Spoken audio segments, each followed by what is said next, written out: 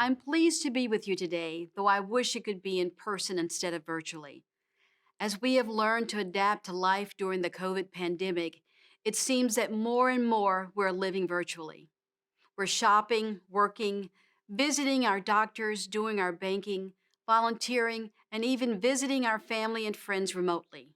The pandemic has changed the way we live our lives, perhaps forever. Of course, when we say do all these things remotely or virtually, what we're really saying is that we do them from our homes. One of the consequences of this pandemic is that it has been an increased focus on home, not just where we live, but how we live, who we live with, and what we expect from our homes and our communities. The pandemic has also shined a spotlight on our aging society. As we all now know, older adults are at much greater risk for complications due to COVID 19. And for those residing in nursing homes, it has been particularly devastating. But even before the pandemic hit, we knew that as people get older, they use more health care and are more likely to need a caregiver and more likely to feel lonely and isolated from friends, family, and society. And we also know that the way people are aging is changing. They don't just want to survive, they want to thrive. People today don't want to age the same way their parents did. They want new and better solutions to help them age with independence, dignity, and purpose. 4 years ago, I wrote a book called Disrupt Aging, a bold new path for living your best life at every age. In that book, I argued that we need to get rid of outdated beliefs and stereotypes about aging and spark new solutions so more of us can choose how we want to live as we age. That means replacing old models that don't work with new ones that do, and updating those that do work so they continue to work in the future. That's what Disrupt Aging is all about. In a way, the COVID 19 pandemic has given us a glimpse into the future, showing us how society can change to adapt and accommodate an increasingly aging population, rapid technological innovation, a changing workforce, and an increased demand for healthcare. This has important implications for senior housing and care industry. Currently, about 3 million people call senior housing home, ranging from independent sector communities to assisted living facilities to nursing homes. So we're not just talking about nursing homes here. And that number will increase dramatically as the number of older people increases and people live longer. Although much of the discussion about meeting the needs of older adults centers around healthcare costs, they spend much more on housing than on health care, often more than twice as much. The combined burden of housing costs with increasing healthcare costs poses a significant risk to the financial security of older adults. And a lack of integration between housing and healthcare not only increases costs further, it puts the independence of older people at risk.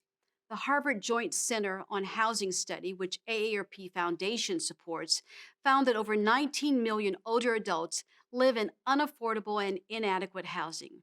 And the number of households with housing cost burdens has reached an all-time high. 20 million are paying over 30% of their income on housing, and almost half of them are paying over 50%. The simple fact is that a vast majority of the U.S. population does not live in or have access to housing that will meet their needs as they age. There are two primary reasons for this. Good age-friendly housing options are beyond many people's financial means, and the design of most housing has never really taken into consideration what most people need and want. A new AARP survey of adults show that 3 out of 4 adults aged 50 and older want to stay in their homes and communities as they age, yet just 59% anticipate they will be able to do so. All of this points to the need for innovation in both housing and long-term care that puts housing and health together to support quality of life.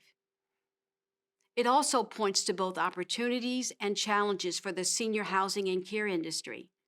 The market of people who are wealthy enough to afford what has been traditionally offered is shrinking.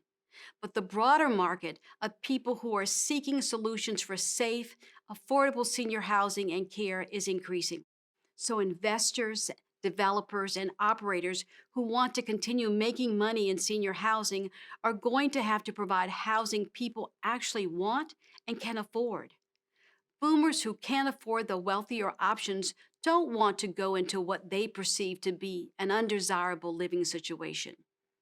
The challenge is to come up with creative solutions that reduce the cost of housing while supporting engagement and the long term well being for people of all income levels, not just the wealthy. AARP and AARP Foundation were excited to sponsor NIC's Middle Market Housing Report last year, looking at the forgotten middle to begin addressing the challenge. One lesson we've learned from COVID is that the answer is not to segregate older adults in close quarters with insufficient staff and skimpy resources. The fate of older adults often rises and falls along with the well being of the long term care staff and the healthcare providers that they rely on. If the people providing adult services make decent wages, have health and childcare and adequate resources, they're going to be able to continue to serve older adults well. Another challenge facing the senior housing and care industry is one of perception. As you know better than I, when people think of your industry, they think immediately of nursing homes and frail elderly.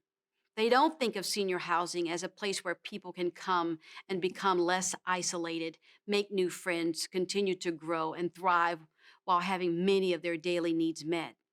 In other words, they don't see the total breadth of your industry and the choices you make available.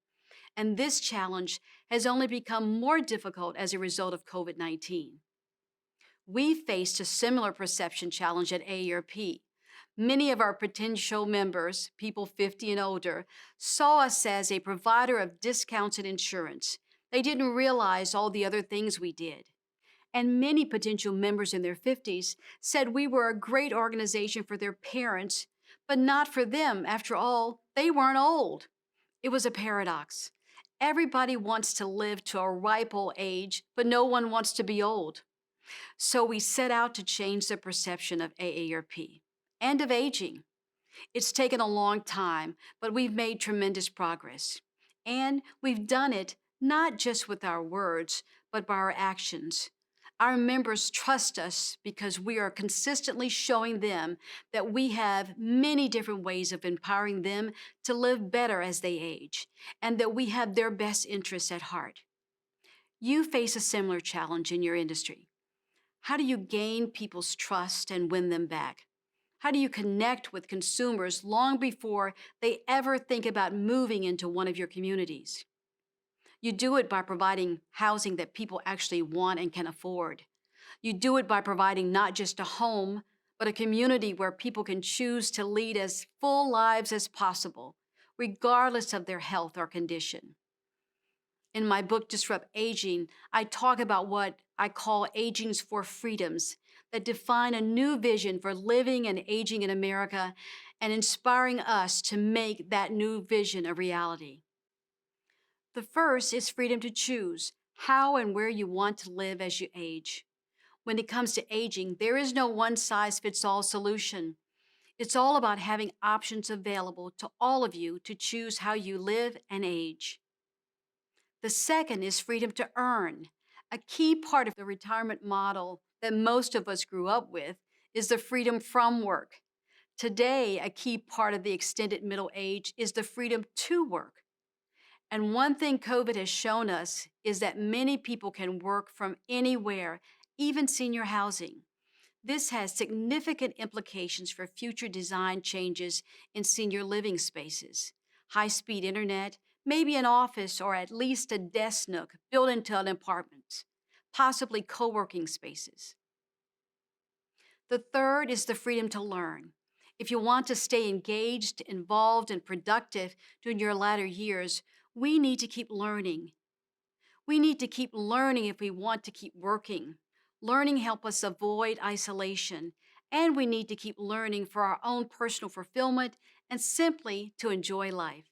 As we disrupt aging, we need to break down the barriers and create new opportunities to learn as we get older. The fourth freedom, the freedom to pursue happiness, discovering and fulfilling our purpose. Our longer life gives us an extraordinary opportunity, no longer burdened by many of the day to day stresses that consumed our lives as we were advancing our careers and raising our kids. Many of us turn inward and focus on finding and fulfilling the purpose in our lives. As you think about the future of aging and the future of senior housing and care industry, I challenge you to consider your role in helping people to realize these four freedoms of aging. Are you restricting those freedoms or helping to make them possible?